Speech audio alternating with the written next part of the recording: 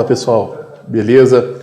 Estou aqui para ajudar vocês no plano de estudo tutorado de Geografia, volume 2, semana 4, Acordos Internacionais para Conservação das Águas, o tema dessa semana. Antes da gente começar, é muito importante que vocês se inscrevam no nosso canal Escola Online, ative as notificações e, claro, se gostar do vídeo, deixe sua curtida. Meu nome é Professor Galvão, estou aqui para ajudar vocês.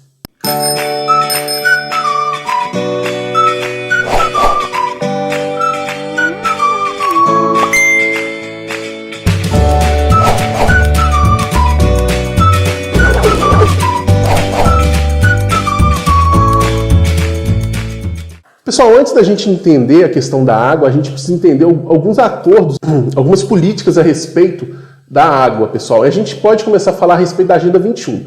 Antes da gente pensar na Agenda 21, a gente tem que entender um pouco também o contexto de todas as conferências feitas na questão do meio ambiente. A primeira, a considerada primeira, é a Conferência de Estocolmo em 1972, pessoal, aonde se inicia uma discussão a respeito do meio ambiente. Mesmo que os objetivos dela tenham sido muito mais políticos, é ali que se inicia essa questão da preocupação com o meio ambiente, pessoal. Uma das mais importantes até hoje foi a ECO 92, também chamada de Rio 92, pessoal. Uma conferência que tem um objetivo muito específico.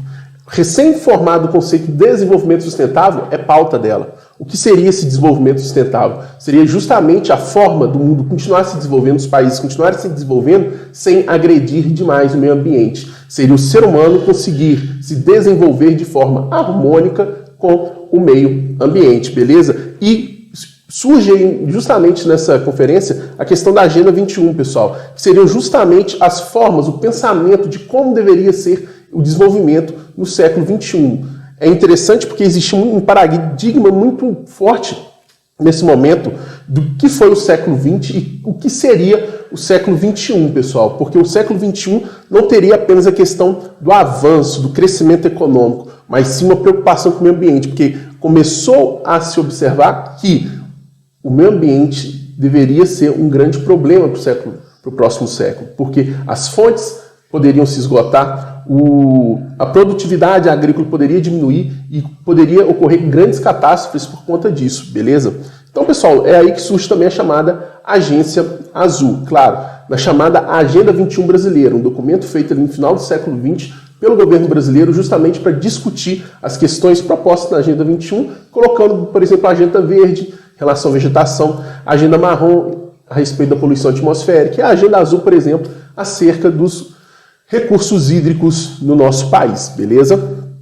Pessoal, a gente tem que entender também a questão da Política Nacional dos Recursos Hídricos, o PNRH, que é um instrumento, pessoal, com o objetivo de discutir a questão dos recursos hídricos no contexto nacional, mas não apenas falar a água no Brasil, não. É importante que cada bacia seja pensada a partir de sua particularidade, em um contexto nacional, estadual e municipal. Porque não adianta, pessoal, a gente chegar e discutir apenas a questão de um município, porque uma bacia hidrográfica, um curso hídrico, por exemplo, ele acaba englobando vários outros municípios, várias outras cidades, vários outros estados. E se você não atuar de forma conjunta, isso não adianta, beleza? Inclusive, hoje, um dos grandes problemas, por exemplo, no Oriente Médio, é justamente a disputa da água na região da Mesopotâmia, onde alguns países utilizam de forma irresponsável e os países que estão a jusante daqueles outros países, ou seja, posterior naquela bacia, eles acabam sendo prejudicados com a água poluída, com menor quantidade de água disponível nos rios, beleza? Então são coisas que acabam afetando de forma geral a geopolítica mundial mesmo. Alguns estudiosos afirmam que um dos grandes precursores de guerras nesse século que nós vivemos é justamente a água. Se o petróleo está em evidência, em disputa hoje, a água pode ser o próximo recurso a ser disputado, beleza? E a gente tem que entender também a questão dos comitês das bacias hidrográficas, pessoal. São grupos formados justamente em cada bacia hidrográfica para discutir as políticas a serem adotadas nela. Aí a gente está falando em esfera nacional, onde é englobado as cidades e os estados presentes em cada bacia, ok? Aí a gente tem que lembrar da aula anterior, as bacias hidrográficas existentes no nosso estado, né? Bacia do São Francisco, bacia do Paraná, bacia Atlântico Sudeste e a bacia Atlântico Leste, beleza? Então vamos começar a primeira atividade. Tá lá, pessoal, leia o trecho para responder as atividades 1 e 2. A Agenda 21 é uma tentativa abrangente de promover em nível planetário um padrão de desenvolvimento que considere, ao mesmo tempo, mecanismos de produção ambiental, equidade social e eficiência econômica. O enfoque da agenda leva em conta estratégias para a geração de emprego e de renda e a diminuição de disparidades regionais, as mudanças dos padrões de produção e consumo, a construção de cidades sustentáveis e a adoção de modelos de gestão dos recursos hídricos. Pessoal, a gente tem que entender que, de cara, esse trecho traz para a gente a questão do desenvolvimento sustentável. Nós precisamos desse recurso, mas nós precisamos que ele também gere riquezas para os diferentes locais onde ele se encontra, mas de forma responsável. Então, número 1, quais ações podem ser tomadas para garantir uma melhor gestão da água? Pessoal, é uma resposta até mesmo pessoal, beleza? A gente pode pensar e chegar a essas conclusões, pessoal, de forma pensar no nosso cotidiano, beleza? Mas importante, pessoal, a integração.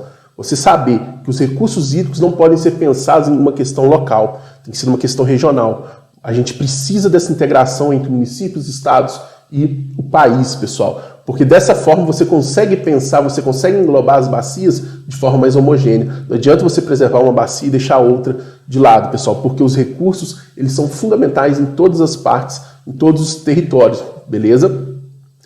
Outra coisa, pessoal, pensar apenas no curso hídrico, nas veias hídricas, é um equívoco também. Porque todo o ciclo da água ele está envolvido na questão de disponibilidade de água. Existem, inclusive, estudiosos que já afirmam que existe a possibilidade, no futuro não muito distante, da água deixar de ser um recurso renovável. Por quê? A partir da poluição atmosférica, aquela água que se transformava em vapor, condensava e voltava para a gente em forma de precipitação, que era purificada, não está sendo mais devido à chuva ácida, por exemplo.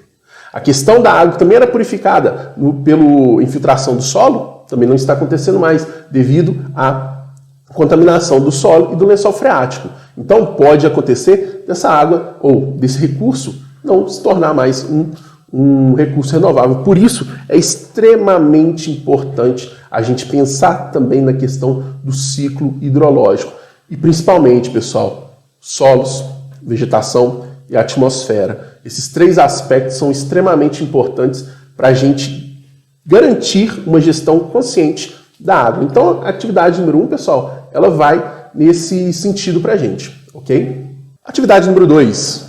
Considerando o município no qual você vive. Opa, então uma resposta pessoal. Você precisa pesquisar, pessoal. Como você avalia a implementação dos princípios da Agenda 21? Cite exemplos. Pessoal, foi o que eu disse aqui agora. É uma resposta pessoal. Você precisa entender o contexto do município que você reside. Ah, professor, mas isso daí é um pouco injusto, não acha? Não. Quando a gente pega, por exemplo, os preceitos da geografia no ensino básico, um dos principais é você conseguir inserir o aluno no seu cotidiano.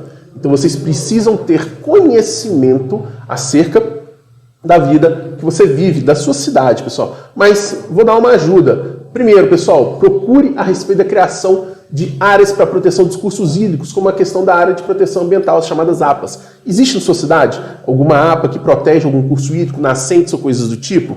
Se isso for positiva a sua resposta, opa, quer dizer que seu município está fazendo algo bacana. Se for negativo, não.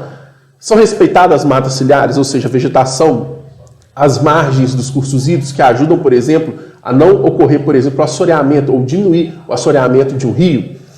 Seu município possui saneamento básico adequado? Existe algum órgão responsável pela gestão de bacia hidrográfica no seu município? Pessoal, se a maior parte, por exemplo, dessas respostas for positiva, opa, quer dizer que provavelmente o seu município ele convive, ele tem uma gestão dos recursos hídricos de forma bacana. Se for negativo, quer dizer que o seu município provavelmente não trata os recursos hídricos da forma adequada, beleza? Então não deixem de pesquisar isso daí. Ok? Vamos por esse caminho que dá certo. Questão número 3. Os comitês de bacia hidrográfica foram criados para gerir o uso da água em diferentes escalas, local, regional e nacional. Letra A. Como são organizados os comitês de bacia? Pessoal, é interessante a gente entender que os comitês de bacia, eles são organizados por pessoas que são, normalmente, representantes de diferentes municípios que englobam aquela bacia, pessoal. Por quê? O comitê de uma bacia, a bacia hidrográfica, ela não é restrita apenas a uma cidade, normalmente. Quando nós falamos das grandes bacias hidrográficas, elas abrangem diferentes estados. É importante que exista decisões, que existam ações que englobem toda a bacia. Porque se você não englobar toda a bacia, você vai ter um problema dentro daquela bacia. Problema ambiental, às vezes nas cabeceiras, nas áreas de nascente. O processo erosivo for muito intenso, por exemplo, você vai ter um grande problema da diminuição, por exemplo, dos cursos hídricos. Por quê? Não vai ter muita água infiltrando. Se a erosão é intensa, quer dizer que está tendo muito escoamento superficial. Não infiltra água, não abastece o lençol freático. Se não abastece o lençol freático, as nascentes tendem a diminuir a quantidade de água. Beleza? Então, por isso, as ações têm que pensar na primeira parte da bacia, nas nascentes, no curso médio da bacia e no curso final da bacia também, pessoal. Beleza? Então, dessa forma são organizados os comitês. Beleza? Letra B. Existe comitê de bacia no seu município? Como ele atua? Mais uma vez, você precisa pesquisar, pessoal. Você precisa conhecer em qual bacia hidrográfica o seu município está inserido. Existem municípios, inclusive, que são duas bacias. Existe um município aqui próximo, por exemplo, onde eu moro, o município de Ervalha, que ele é dividido em duas subbacias. Uma parte do município está na bacia do Rio Doce, beleza? E outra parte do município está na bacia do Rio Paraíba do Sul. Então, se for o caso do seu município, escolhe um. Fala, ó, eu resido em tal bacia. Tranquilo. Vou dar um exemplo aqui da minha cidade de Viçosa. Tranquilo? A cidade de Viçosa, por exemplo, pessoal, ela está inserida no Comitê da Bacia do Rio Piranga, que é um subgrupo dentro do Comitê da Bacia do Rio Doce, pessoal. Então, a Bacia do Rio Doce em si, ela se divide em diferentes comitês. Tem o Comitê da Bacia Hidrográfica do Manhuaçu, tem o Comitê da Bacia do Rio Casca, tem o Comitê da Bacia do Rio Piranga, entre outros. Todos esses dentro de um comitê maior, que é o Comitê da Bacia do Rio Doce, pessoal. Isso é bem interessante, porque você fragmenta as decisões a partir das subbacias existentes dentro daquela maior bacia e acaba facilitando o processo de gestão dessa bacia. Então, pessoal, no caso, é dessa forma que atua na minha cidade, beleza? Você precisa pesquisar, a partir disso, a sua cidade e pesquisar os comitês. Pessoal, é bem tranquilo de achar. Coloca lá assim, você primeiro precisa saber qual é o comitê da sua bacia, qual é a bacia hidrográfica no qual sua cidade está inserida, você vai lá e escreve comitê da bacia tal. Pronto. Você vai provavelmente achar de forma muito fácil. Atividade número 4. Considere a letra da música de Sá, Rodrigues e Guarabira. Pessoal, eu não vou cantar aqui porque eu não sou um cantor, beleza? Mas está lá, o homem chega, já desfaz a natureza. Tira a gente, põe represa, diz que tudo vai mudar. São Francisco, lá para cima da Bahia, diz que dia menos, dia vai subir bem devagar. E passo a passo vai cumprindo a profecia do beato que dizia que o sertão ia alagar. O sertão vai virar mar, dá no coração. O medo que algum dia o mar vire também sertão. Pessoal, procure essa música, ela é bem legal, tá? Vai virar mar, dá no coração. O medo que algum dia o mar também vire sertão. Adeus remanso, casa nova, santo sé, adeus pilão arcado. Vem o rio te engolir. Debaixo da água ela se vai a vida inteira. Por cima da cachoeira a gaiola vai subir. Vai ter barragem no salto do Sobradinho. E o povo vai se embora com medo de se afogar. Remanso, casa nova, santo sé, pilão arcado, Sobradinho, adeus, adeus. Pessoal, quando nós falamos de Sobradinho, é uma das barragens mais famosas do Brasil, beleza? Então tá lá, pessoal. Com base no texto e na literatura sobre o assunto, de qual bacia fala a música? Pessoal, bacia do Rio São Francisco, uma das principais bacias hidrográficas brasileiras. Ela nasce no interior de Minas, no centro de Minas, e o Rio São Francisco corre em direção ao norte, passando pelo norte de Minas e sertão nordestino, até próximo ao estado de Pernambuco. Ele faz uma curva acentuada à direita e deságua na fronteira entre os estados Alagoas e Sergipe, onde se encontra a Foz do Rio. Quais são os principais problemas com relação a essa região hidrográfica? Quais são os maiores benefícios trazidos? Pessoal, pensando na música, por quê? A atividade 4 ela pede para você relacionar um texto. Então, fala de barragens, da questão de você alagar as áreas, pessoal. Então, aspectos negativos. Quando você cria grande contingente de barragens, você altera todo o fluxo hídrico de uma bacia.